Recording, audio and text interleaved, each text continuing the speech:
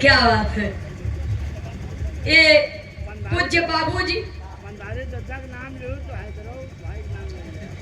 पूज्य बाबूजी श्री मल्लुकदास यादव कोटेदार साहब, पूज्य बाबूजी की ओर से ये शानदार अनमोल आशीर्वाद आया है और इनकर आदेश बा बाबूजी का कि स्वर्गीय जनाब हैदर अली जुगनू जी को भी एक थी धुन गाय दी है।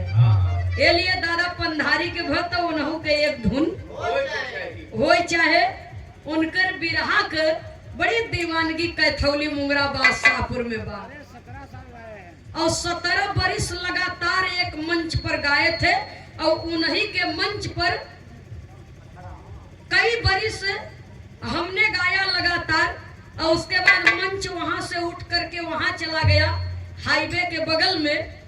तो थोड़ा समय परिवर्तन हुआ, कलाकार बदलने लगे, लेकिन जो सम्मान जब हैदर अली उस्ताद से बिरहा वहां हुआ था तो जो सम्मान उस समय मिला था वही सम्मान आज भी आप सब देते हैं।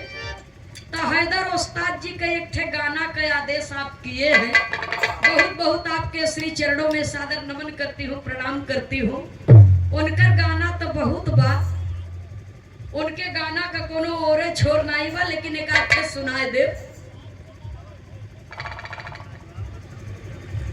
नमन आशीर्वाद के कामना बा। लगन लगातार चलता कार्यक्रम, गवैये नाई व्यस्त है, बाराती व्यस्त है। एक दिन में 4-4 5-5 ठी न्योता आवता, कहाँ से आदमी अटई और इतना बढ़िया अगर हवा चलत रहा तो बिना नींद के नींद आए। ये हमारे जागई वालन के एक दाई पे लगी बा, सोवई वालन के 4-6 दैया पे लगी बा।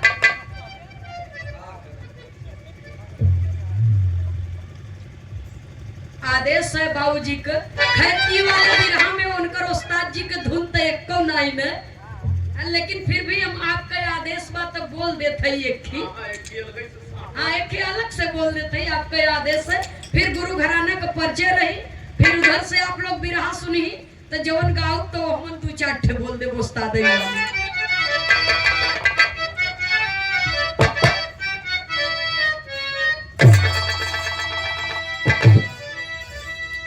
देखा उस्ताद उस्ताद ही रहे, नंदनिया नंदनिया ही रहे, लेकिन फिर भी कहना है।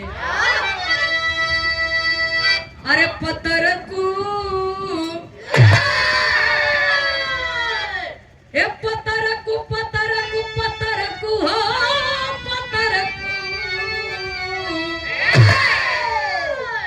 एक दुल्हनी के देवर रहा मुनरी असत पातर कमर रही हो। तो जब भौजैये देखे तो देवरवा से मजाक करे और का कहे, ए पतर को काहे जदुइया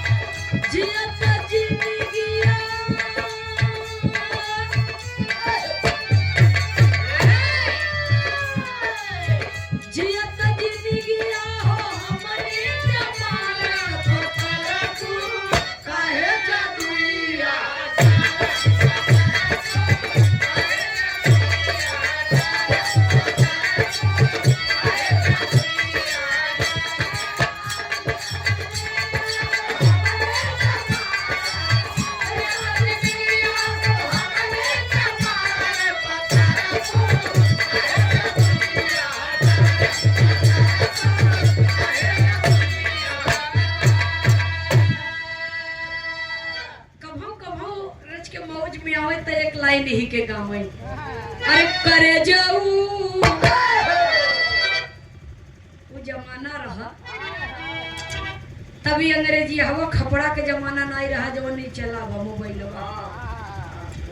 हाँ, आधा कला तई खाई डाले इस मोबाइल निकला रहा अच्छा के लिए, लेकिन होता अच्छा काम कम ही होता और खराब काम ज्यादा होता इससे। लोगन का सोच परिवर्तन हो गई बाबूजी। अरे कर जाऊ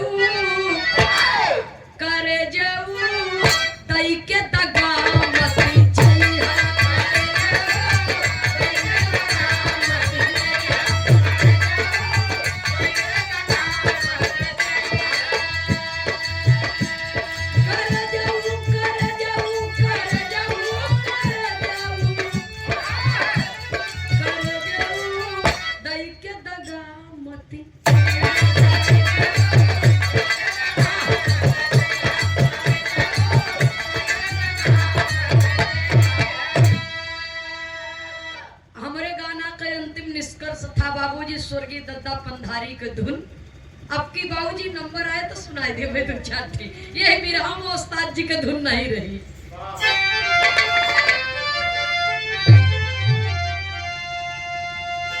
स्वामी सीताराम हित कवि लहुरी स्वर्ग सिधारे, कविवर विजय बुल्लार यादव सुंदर गीत संवारे।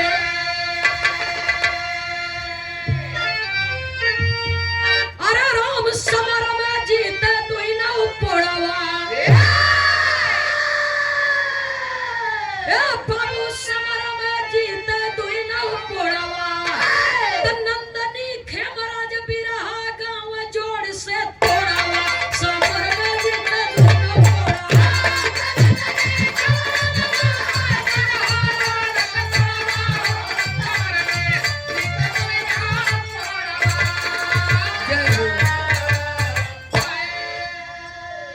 साउंड वाले भैया